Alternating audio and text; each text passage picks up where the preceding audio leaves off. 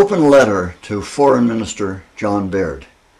Dear Minister Baird, first, please forgive the format of this communication, but I feel it's important for me to put this information before the Canadian public as well as sending it to you.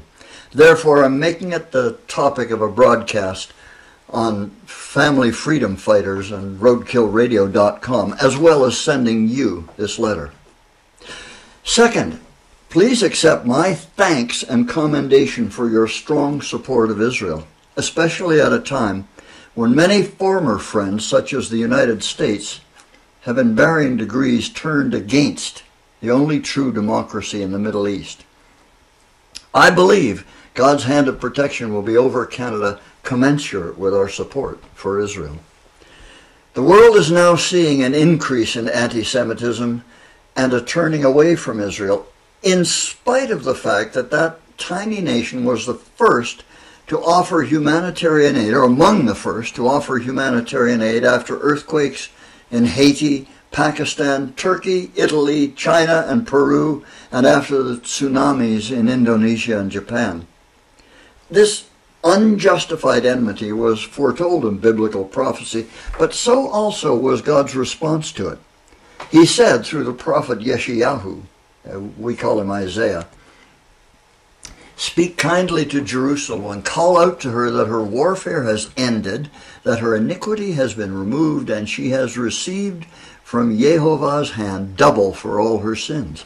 And, same prophet later said, "Thus says your Lord Jehovah, even your God, who contends for his people, behold, I have taken out of your hand the cup of reeling, the chalice of my anger. You will never drink it again." The words "never again" in this prophecy, which most scholars agree refers to the times in which we live, inescapably evoke the Holocaust. And yet today, the nations surrounding Israel, especially Iran, persist in threatening another Holocaust, ignoring the history of the region. Please allow me to briefly summarize that history, for the details of which I'm indebted to Pulitzer Prize-winning journalist Joan Peters in her book From Time Immemorial. In 70 AD, the Roman Empire expelled the people of Israel from their historic homelands in Judea and Samaria, and in a deliberate insult renamed the region Syria Palestina, evoking the name of Israel's ancient enemies, the extinct Philistines. Even before the fall of Rome, 340 years later, however, some Jews had already returned to their ancient homeland. By the late 19th century, when the American writer Mark Twain visited the region, then part of the Turkish Sultan's Ottoman Empire, he lamented in his book Innocents Abroad that Palestine, as it was then being called, was almost devoid of people except for a few Jews at Jerusalem and Joppa and the occasional wandering Bedouin. But soon, Jews fleeing the pogroms of Eastern Europe began to migrate to Palestine. And in the literature of that time, even until the 1920s and 30s, the term Palestinian usually meant a Middle Eastern Jew.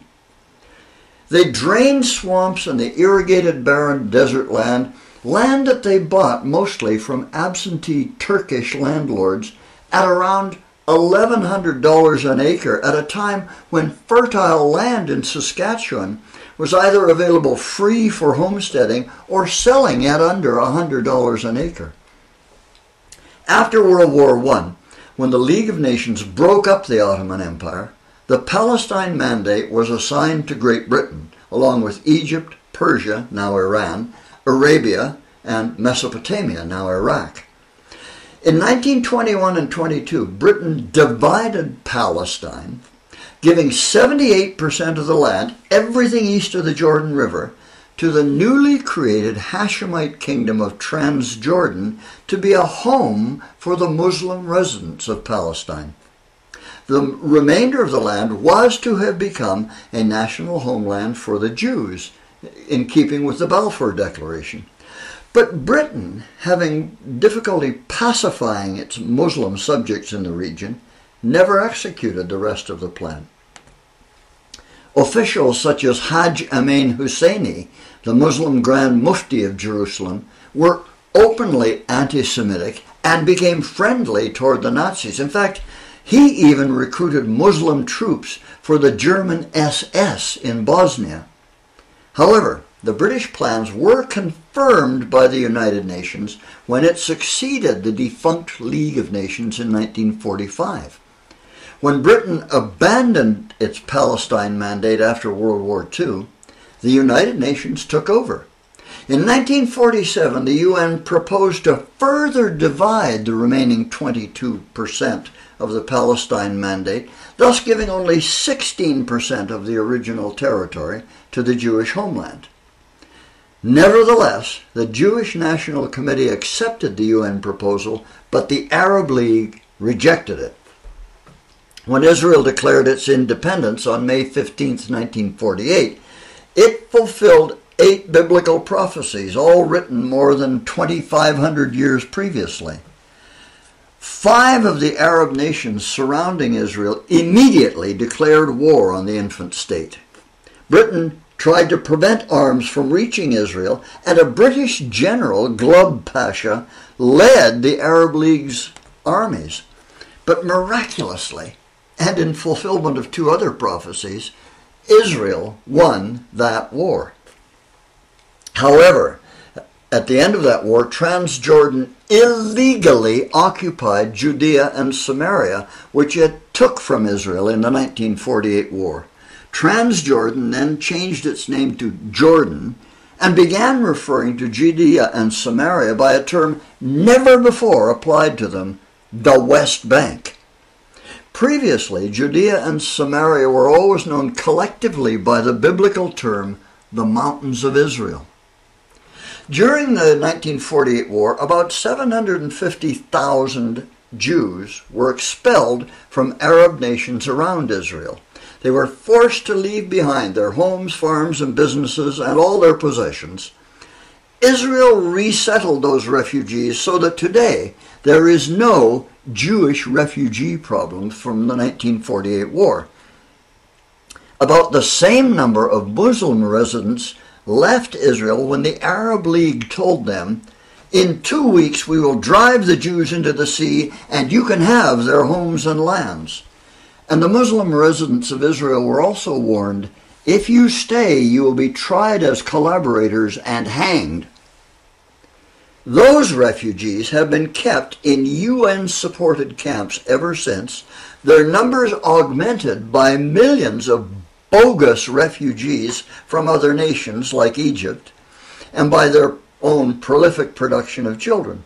Their co-religionists from the surrounding nations have done nothing at all to help them, preferring to use them as cannon fodder in a propaganda war against Israel.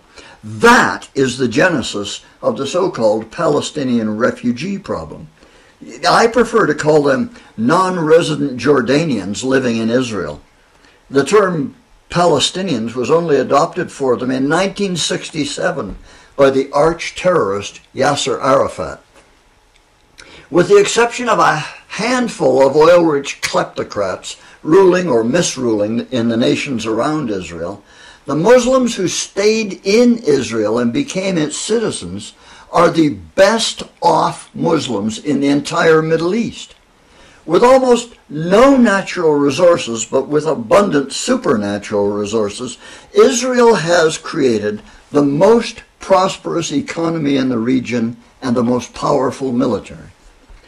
In the Six-Day War of 1967, a defensive war from Israel's point of view, after Egypt had committed an act of aggression by closing the Straits of Tiran, Israel miraculously recovered Judea, Samaria, and its ancient capital, Jerusalem.